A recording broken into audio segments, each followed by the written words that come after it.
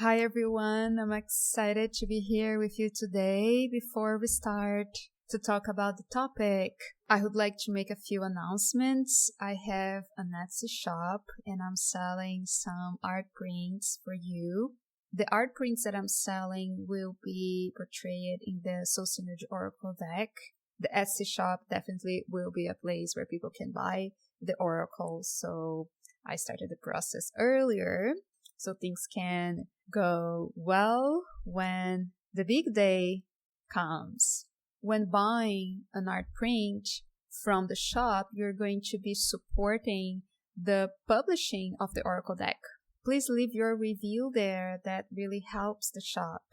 And the other announcement is that I have a new coaching program. And in this new coaching program, I am working with creatives and entrepreneurs, people that really want to release old blocks and start a new way of living and really implement strategies that help them get into their creative flow and move on in the direction of their deepest desires.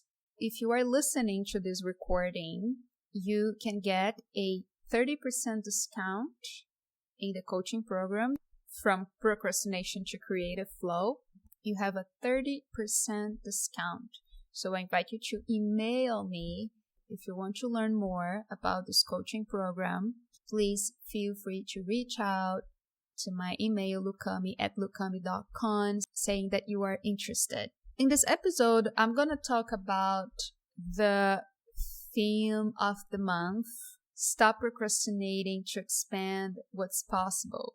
Releasing procrastination to expand possibilities in our lives. And that's actually the theme of my new coaching program. By working with people through all these years, I have seen that procrastination is one of the biggest themes among my clients. And since I work mainly with women, I think that's also something that really can be linked to being a woman as well. We've been taught to take care of everybody, to take care of everything, to be there, to be available, and to multitask.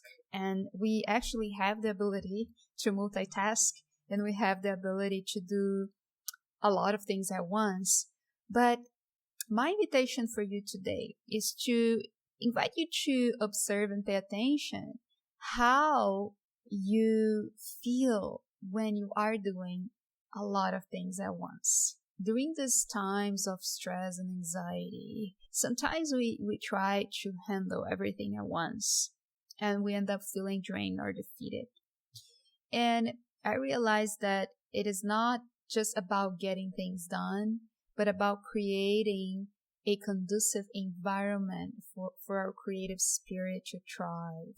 I outlined 6 steps to help one to stop procrastinating and get into the creative flow, or release procrastination and get into the creative flow, or understand that procrastination is just a sign that we are perhaps putting our energy and focus on something that is not supporting our well-being, our flow, our joy, and our health. Today, in this episode, I'm going to share with you the steps that I outlined to guide people in releasing what's not serving them and embracing their creativity and start to focus on what's important, helping them getting to the flow. So let's talk about the first one: letting go of low self-worth and low self-esteem. Understanding the deep wounds, the core wounds that lead us to depreciate ourselves, that lead us to criticize ourselves and be stuck or be in a place where we don't actually use our energy to support our deepest aspirations. In this sense, we start this process of releasing procrastination by going deeper into that inner child part of ourselves, or that, hopeless part of ourselves, that part of ourselves that needs to take responsibility. I've talked a lot about the victim archetype, the victim energetic imprint, which is something that I work in my online course, Embody Your Life's Purpose. The victim is that part of ourselves that doesn't feel responsible, and she is bombarded by what others do to her. She feels threatened. She lives in a threatening world, and therefore she loses her inspiration because she doesn't have the power to use her energy or create the environment that will help her flourish, because her choices are linked to this, I'm not good enough, I cannot make it will never happen to me, or I'm too old, or I'm too young, or I'm too weak, or I'm too poor, or I'm too rich, whatever it is that the victim, holds on to give excuses to not do things, to not make that shift. If you would like to go a little deeper into the victim, I have an online course called Embody Your Life's Purpose. You can go to my website, camy.com/programs. I will leave the link. And in this program, I have a session called Clearing the Victim Energetic Imprint. And there you go into a trance state. I guide you into a trance state where you can go deeper into your subconscious mind and understand how you can let go of the victim energetic imprint. And I also offer a lot of journal prompts. I used to have a client that says that she did the session 8 times. It was so, helpful and transformative for her. To some people, just this session is very helpful for them. So when I am working in private sessions with clients, we do some inner child work, and we understand what sense of identity we are holding onto that is preventing us from tapping into our inner resources, tapping into our power source. In my personal life, what I realized is that I used to be so insecure about myself, so insecure about my abilities or skills and talents, and things started to shift when I really made this commitment to be, my greatest supporter, to be that person that, it doesn't matter if I'm making a mistake, it doesn't matter if I'm trying, not getting it, it doesn't matter if it's messy or I'm not there yet. What matters is to keep going. I've been working a lot with writers and other creative people.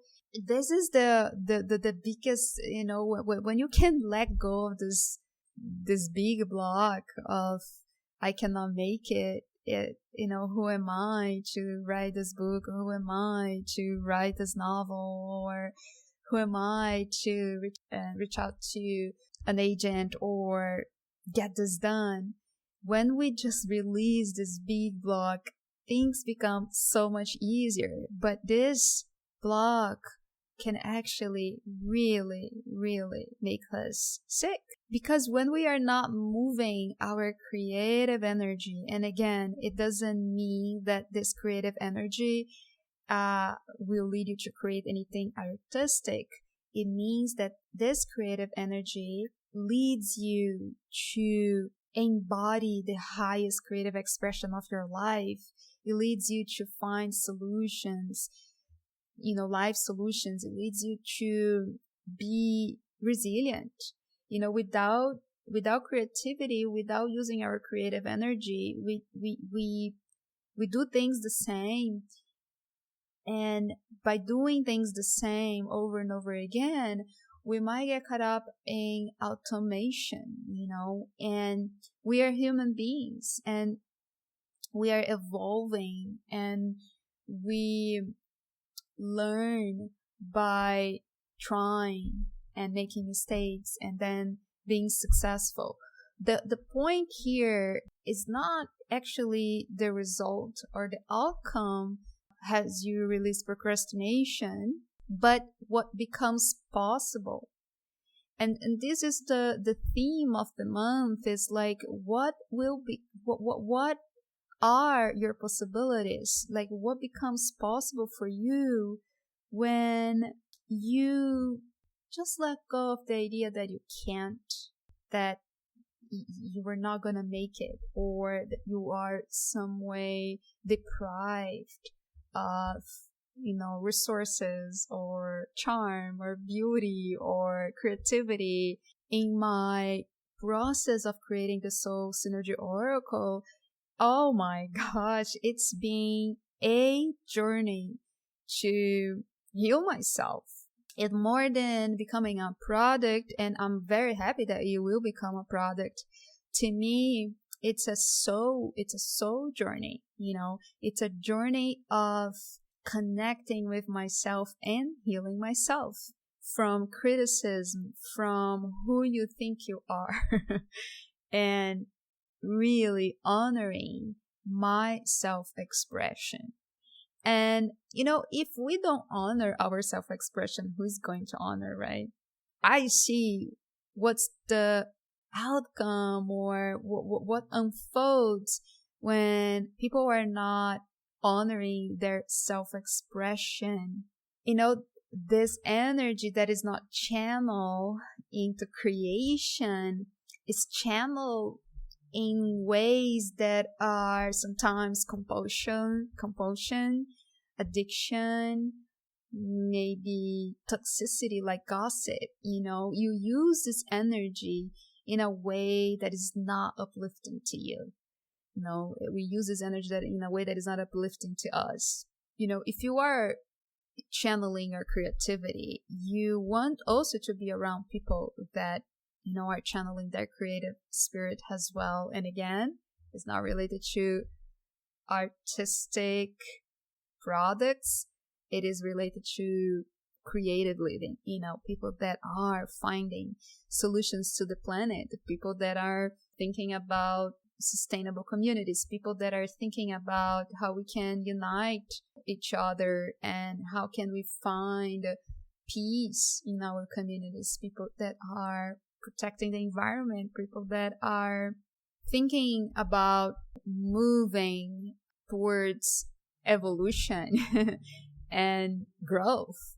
And when we are holding on to low self-worth, it doesn't feel right to be around those who are seeking to be their best selves. And this is step 6 actually.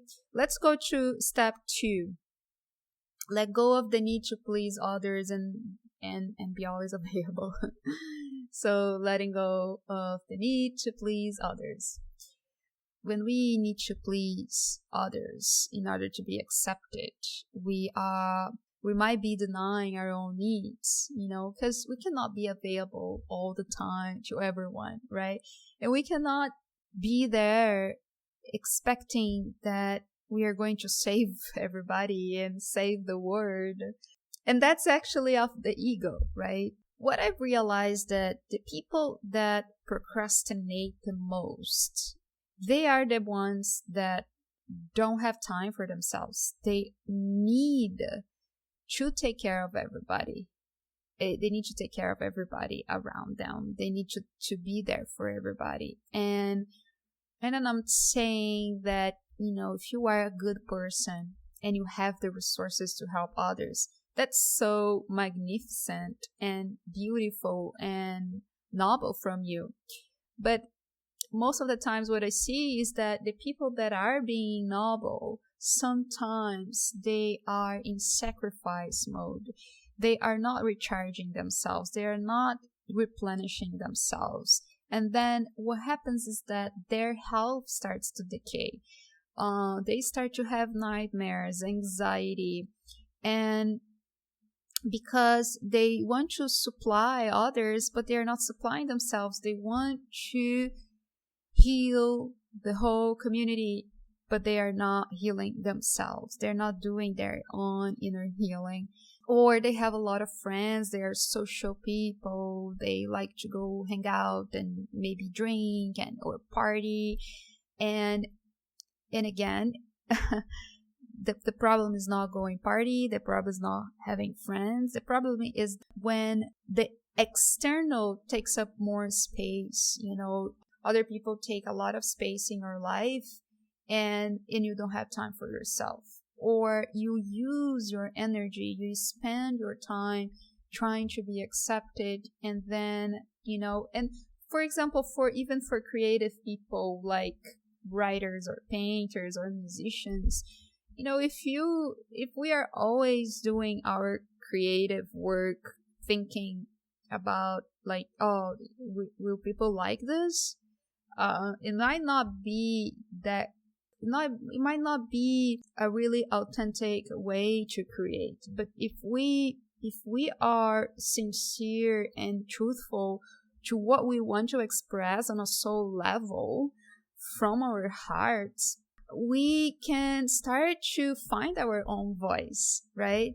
And in the coaching program, my invitation is that you find your own voice by letting go of the need to please others. And what I see is that a lot of artists or any profession, sometimes you are, maybe working for a company, or you have a boss that requires and demands from you, and you are, try to please your boss, and you want to be accepted and loved.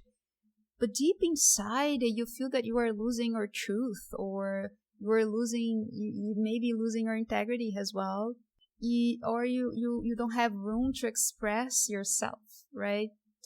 And so maybe if you have time during the weekend to work on that project where you can be fully yourself.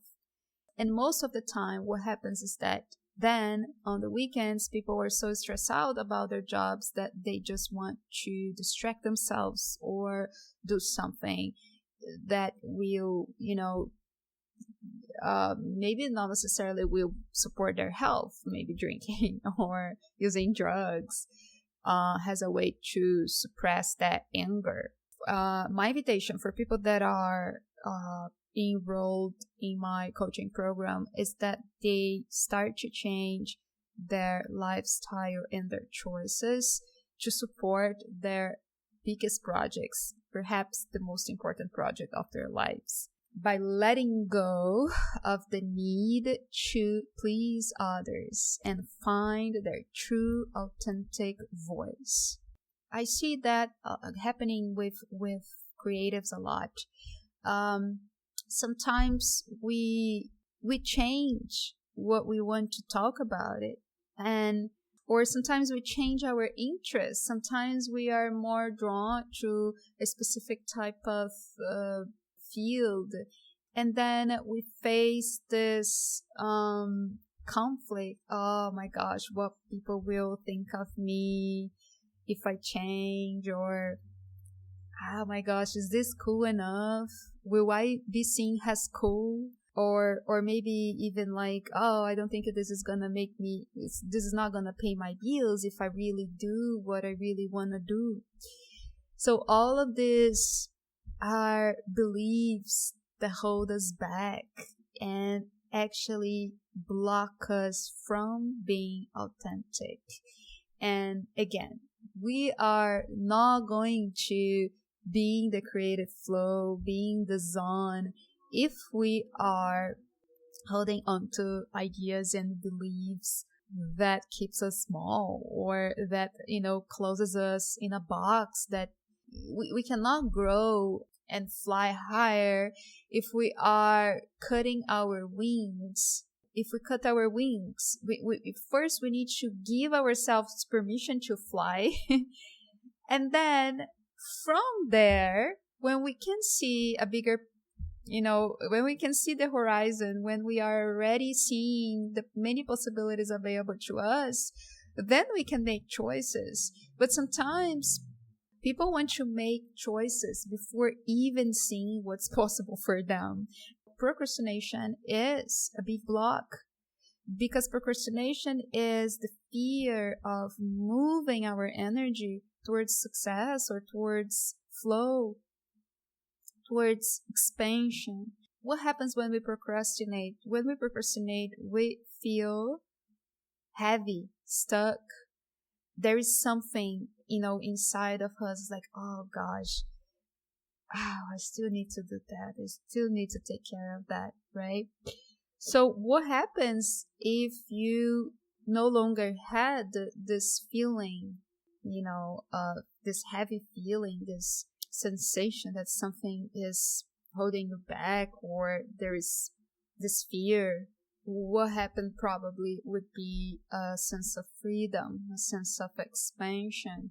That, the things that we procrastinate, we have a judgment towards them. We have the judgment of, oh, they are boring, or they're gonna take a lot of my time, or they are difficult, right? But if we can just see them as they are, just see the things that need the things that need our attention are just things that they are actually inviting growth. They're just inviting growth. And, reframing what is weighing us, reframing what's heavy, can help us get perhaps practical and then remove what's in the way for us to flourish. Let's go to the step 3, using your time effectively. How can you use your time in a way that supports your healing, your well-being, and your deepest aspirations? Once I realized that a lot of the times I was using my time to distract myself, or in ways that would drain me, or in ways that would not be supporting my deepest aspirations. And this is like a daily exercise, a daily practice. How will I use my time today? Will I use my time in a way that supports me, or will I use my time in a way that delays things or that makes me feel small? I have another episode where I talk about divine timing. And I bring the concept that we are eternal beings and we are here in the body to evolve. And the way we use our time will help our evolution as souls, or it will delay. Questioning ourselves how I want to use my time to support my healing, to support my soul's expansion, can lead us to make some changes in what you do in your morning, what you do in your afternoon, what you do in your evening, what time you sleep, just a simple example. For example, a busy mom, right? You have kids, you have husband, you need to clean the house, you have your work, then you have to take care of yourself. It's a lot going on. And then you know that you can get things done, or you feel more productive, or you feel more alive if you sleep early and do some yoga in the evening and sleep early at 9 and 9:30. And if you have a ritual, next day you usually wake up, feeling great. For example, my clients, they usually say that, when they have this ritual in the evening and they listen to the hypnosis, the hypnosis audio that we created together, they sleep well and they feel very good when they wake up. They feel that they can do more. That's using time in a way that supports your healing and your well-being. And So the process here, the practice here is to start to identify little things that help you to use your time in a way that benefits you. Let's go to step 4. Let go of multitasking. Ability to focus on one thing at a time. Let go of multitasking really helps us to focus on one thing at a time. But what happens in our modern world is that we are on our phones, and then we reply to an email, then we get in a call, and we are constantly checking the news, and then we have a lot of external stimulation. We are pushed, in this direction of, being out of our center. So the step is really, being back to our center and really reducing the amount of things we do.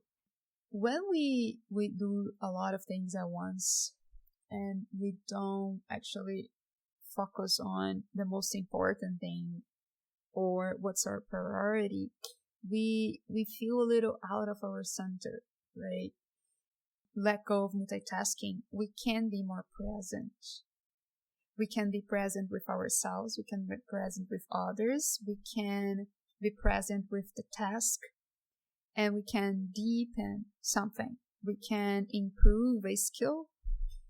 And we become more available to dive into the creative flow, to enter the creative flow, or to allow inspired ideas to come through. Because when our minds are busy and jumping from one thing to another, and that's the conscious mind, the logical mind, the monkey mind, which is constantly jumping from one thing to another, there's no peace there. There's no, we lose our ability to make decisions that support our growth, because we have a way of thinking that's a little, it's superficial, right? We don't actually deepen the subject. We don't finish or complete things. So we start one thing, then we start another thing, then we do something, and then we leave, and then we go and do something else. And that's a big block for getting to the creative flow. We must be able to, slow down, and then understand what's the priority. What's the priority of my afternoon? What's the priority of this evening? And understanding that we don't need to take care of everything at once. I have a client who just recently, one of her biggest insights was that once she realized that she was trying to take care of everything, she was trying to do too much at once, and she decided that the most important thing was to take care of herself. Everything changed, and actually she found more harmony, and she found more harmony in her life. Just pay attention how you feel when you are doing a lot of things at once. It's in some way you might feel good because you think that you are being productive, that you are getting things done, but it's not sustainable for your spirit, for your mind and heart, because we must understand that the ability to focus is the ability to be present. We must learn how we cultivate presence. Meditation, hypnosis. In hypnosis, you are learning how to be in this presence and being able to make choices from this state of relaxation and higher awareness. In meditation, the state of presence is the subject. In hypnosis, we use the trance state to create positive change, to create change in behavior. So if we are talking about, releasing procrastination and going to the flow state, getting to the flow state and moving our energy to create things, to manifest, to be productive. We are talking about making decisions, not from the fight or flight, but from calm, from a nervous system that is regulated. And here in step 4, we are going to be using tools that help you focus and narrow down and understand, where you are deviating from your goals or aspirations. Here we can also talk about journaling. Usually when I'm doing private sessions with clients, hypnosis sessions, or when I have coaching clients, I usually send journal prompts, customized journal prompts for them after the sessions. It really helps them process and integrate what came through the sessions. Let's go to step 5, acting with integrity and self-respect. We want to write that beautiful book. We want to create that band. We want to travel around the world and, get going with things. But we might not be acting with integrity and self-respect. And therefore, things just don't flow. Or we lose things along the way because we are missing the point. So acting with integrity and self-respect means that our well-being, our health is more important than anything else. And what I see is we want to get that beautiful project out, but there's so many other important things that we are not addressing. For example, an example is a health issue. Sometimes it's something that you really need to address, give your attention to, so you can be at your best self, so you can be present with things. And I see this all the time. Or you want to heal a resentment, you want to heal some wounds so you can go and trust people and trust more and give more love and receive more love instead of going and then, getting to conflicts or not attracting what's for you, not attracting good things for you, not making meaningful partnerships. Success comes from meaningful partnerships. Being a person that people can respect. And this is success. It's when you are acting your integrity, you are being respectful, and therefore others see you as a person that they can admire and they value and they support you. Whatever you want to create, whatever project, whether it's a business you are creating or you want to start something, what you want is that people respect you or are there for you. You want people to be there for you, right? It is not going to work if you are not being truthful to yourself. Integrity and self-respect, that's a big topic, and I could be here for hours and hours. I'm really trying to, give you a brief. Usually we work on the 6 steps in the private sessions, and these are 9 sessions in my coaching program because it's a lot to uncover. It's a lot. So let's go to step 6, changing our environment to create more freely. Changing our environment. If we want to be in the zone, you want to get things done, you want to even, file your taxes or write that beautiful book, right? You want to get things done. You want to go into the flow state and beautifully complete things. But, there is a very messy house. You have a messy house or you are in a loud environment, or you are constantly being interrupted by messages and calls, or you are overcommitted. You have a lot going on with your family, and then you have a lot going on with your friends, or basically your environment is not kind of supporting you, or you have people around you that are maybe negative or criticize you, or they don't believe in you, and they constantly say that you're not gonna make it, this is crazy. So changing environment doesn't mean that you're simply gonna go to the cave and be there forever until we finish something. It could be if you feel that's your calling and you want to spend 3-6 months doing a retreat or meditating alone. That can be very, very amazing. That can be amazing. You can take a sabbatical or something like that. That's amazing. I think this process of emptiness, just like clearing space, it's so important.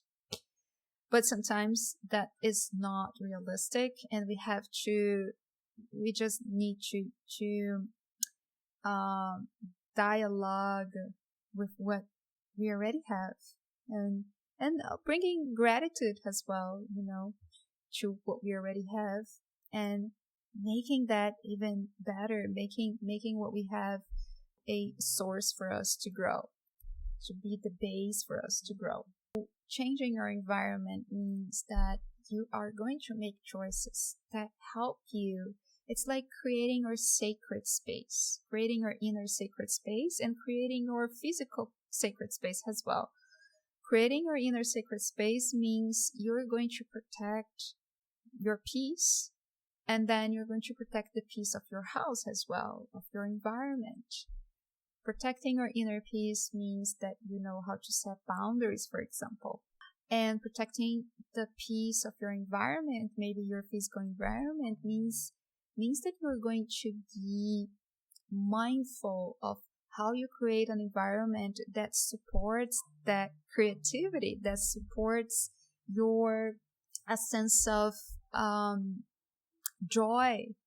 For example, for me, I cannot work if my house is messy or not clean.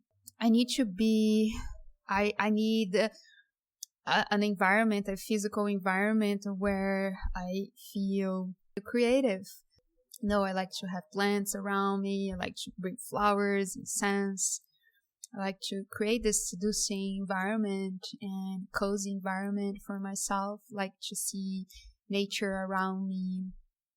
And to protect my peace, my inner environment, I need to have that space. I cannot be cluttered, so we talk about the inner clutter and the outer clutter, right? The inner clutter is when you are maybe, picking up, other people's struggles and problems, maybe not setting boundaries, or constantly checking your phone, distracting yourself, losing your rhythm, or overly preoccupied with things, with how things will go, So what protects your peace? What protects your inner peace and your inner joy? I hope you enjoyed the conversation today. I would love to know if you have any comments on that. And again, this is a work in progress, and I'm still learning. I'm learning with my clients. I'm learning with myself. I'm learning with life. And what I presented here today is based on my own experience, my reflections. These are the steps that I work with my clients when they sign up for my coaching program, From Procrastination to Creative Flow. In this program, I am a guide that helps people release the wounds and the beliefs that are holding them back, but also I am the accountability partner. And the accountability partner is the other big component of releasing procrastination. So for example, when I started working on my oracle, I hired a friend who is an editor, and And he was the person that was doing this accountability.